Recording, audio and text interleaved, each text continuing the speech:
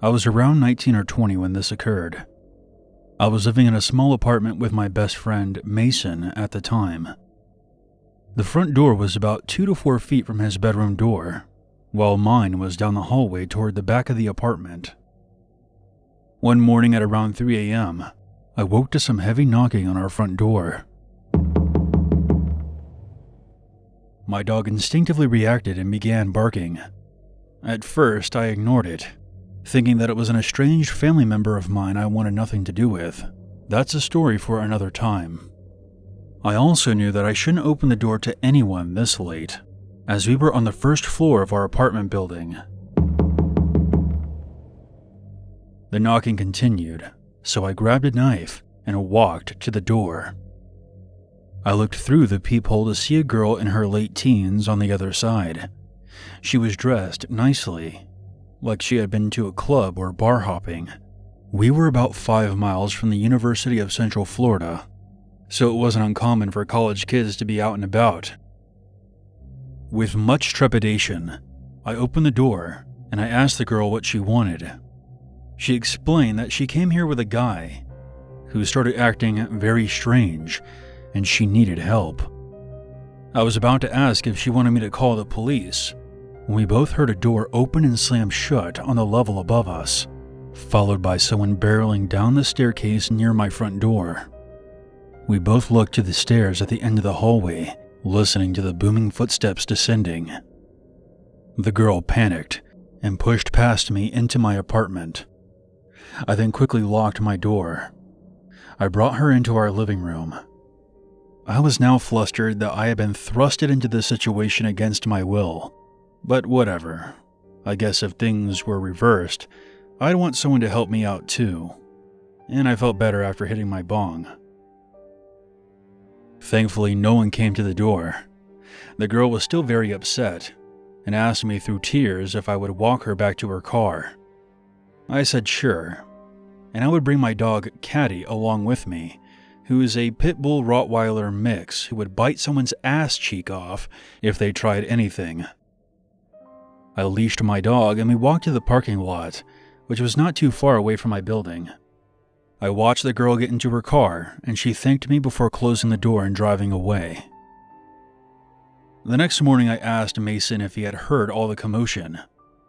I didn't hear anything at all, dude. I slept soundly through the night. When I told him what happened, he didn't believe me at first and even teased me. You're so full of shit. You probably dreamed up that scenario from all those bong hits.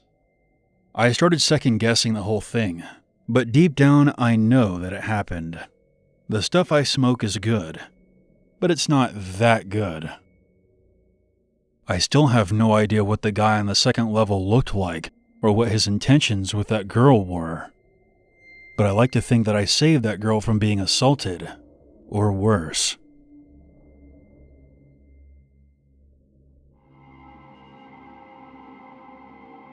My name is Riley. I'm 17 now, but this story happened when I was 9. I was on a camping trip with my sister Lynn, who was 10, and my cousin Joanne, who was also 9. My grandparents were camping enthusiasts, so they wanted to take all of us on our first camping trip. I had very bad separation anxiety from my mom when I was growing up, and this was my first time going somewhere without her, so I wasn't too happy about the whole thing. Luckily, we were only going to be gone for 3 days. The site had about 150 lots to set up camp. The day we got there, there were about 15 of the lots taken. We went there 2 weeks after school started, so it wasn't that busy. The first night we got to the campground, Lynn, Joanne, and I went on a walk around the entire campsite, while our grandparents set up the trailer. On our walk, we saw a white kitten sitting on the gravel, just looking up at us. We all tried to pet it, but it ran off down a side trail that we hadn't noticed.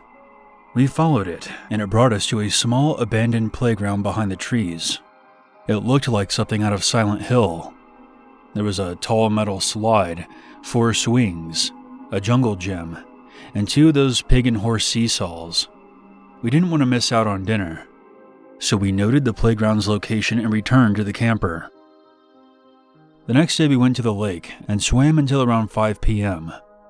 After we ate dinner, we were all sitting outside of the camper just chilling when Lynn popped up in her seat and said, "Hey, let's go check out that playground we saw yesterday."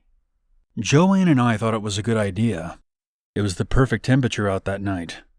Not too hot, but not too cold. We got on our shoes and made our way to the old playground. It took us about 5 minutes to get halfway there, since this campground had long trails, and we weren't really in a big hurry. We all suddenly stopped. That same white kitten was sitting on the path. We all got real quiet to not scare it off, and then we heard a twig snap behind us. We all looked back to see a girl who was around our age. She had on a short white dress and had curly brown hair. We didn't feel like hanging out with someone that we didn't know, so we just kept walking without saying anything to her. I would look back every few minutes to see her following us, but I thought that she might be heading back to the campsite.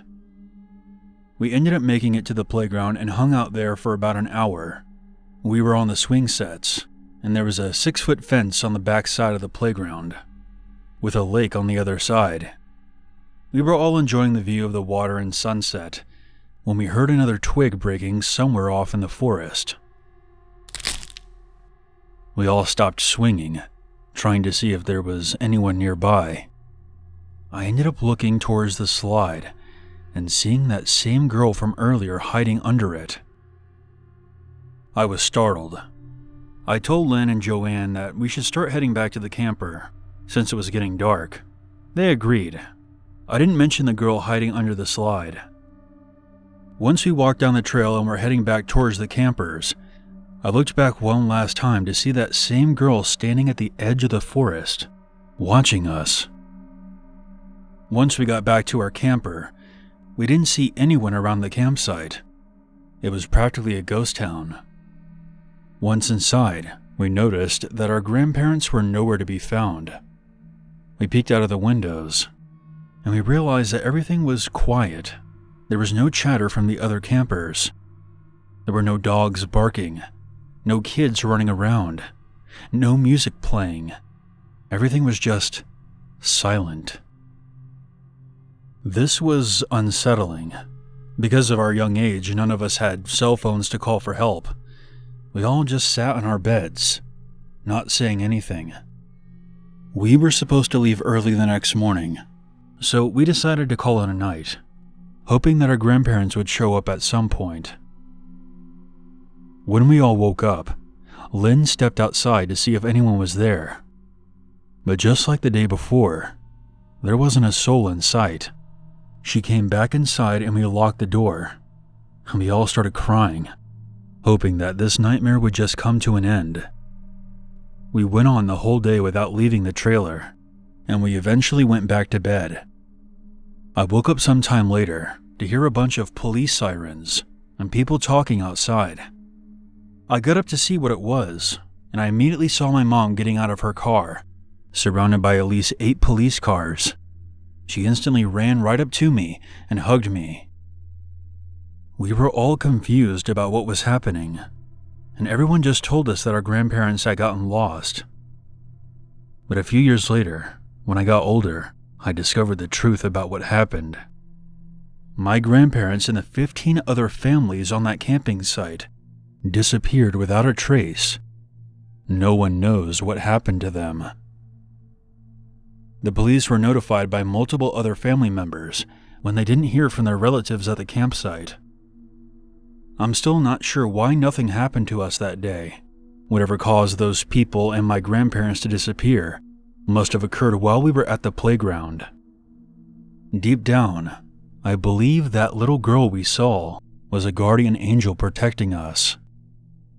That campsite's reputation never recovered from this incident, and it ended up shutting down shortly after. The mystery of the vanishing campers has never been solved.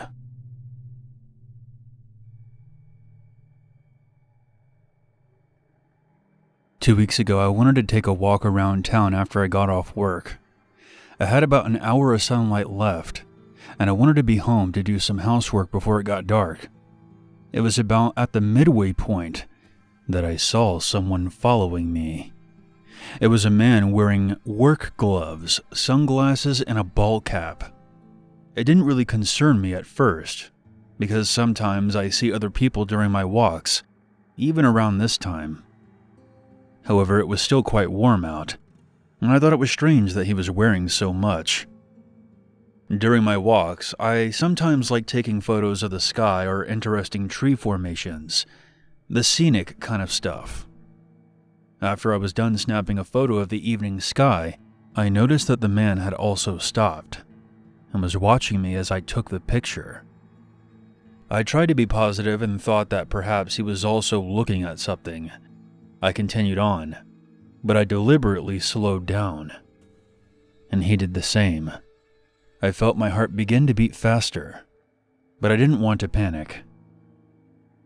The town I live in is quite rural, surrounded by forest on all sides, plenty of space to hide a body. On the other hand, this was the kind of place where people left their bikes unlocked and their front doors open.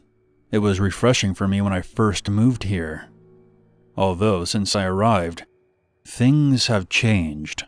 I've noticed new faces showing up, like the man following me that night, and it seems that the more populated this place became, the more crime took place. What once felt like a sanctuary was now quite uncomfortable for me, and even before what happened that night, I had already made the decision to move out at the end of the month. I quickly made my way through a cluster of trees and onto another street, and saw a few people out and about, so I felt safer. I looked behind me and saw the man walking through the trees. Seeing him frightened me, but I needed to keep my composure and ask someone for assistance. He continued to tail me as I went down a couple of side streets. I eventually stopped at a community pond. Soon my pursuer emerged. There was no mistaking it now. He didn't just happen to be walking down the same streets I was, and I was just being paranoid. He was targeting me. I was on the other side of the pond when he approached. He never took his eyes off of me as he took a seat on a park bench that was next to the pond. I was barely holding it together. I left the pond, making sure I took another path to avoid the man, and soon I found myself outside of one of the only restaurants in town. During all the commotion, I forgot that this place was near the pond. I saw two women walking their dogs, and I went to them and asked them for help. As I explained everything to them, the man came around the corner. When he spotted me, he came strolling towards me while I stayed behind the two women. One of them spoke directly to him. "Hey, are you bothering this woman? You better leave her alone, weirdo." Thankfully, the man simply walked past us and disappeared down the street. Afterward, I accompanied the two women as they walked their dogs. It turns out that they were passing by my place anyways. I never saw that man again, and I avoided going for walks around town after work for the remainder of my time there. There's no telling what would have happened to me if I hadn't been vigilant that night. What did he want from me? What did he plan on doing? These are frightening thoughts. I'm considering taking self-defense courses in case something like this happens again.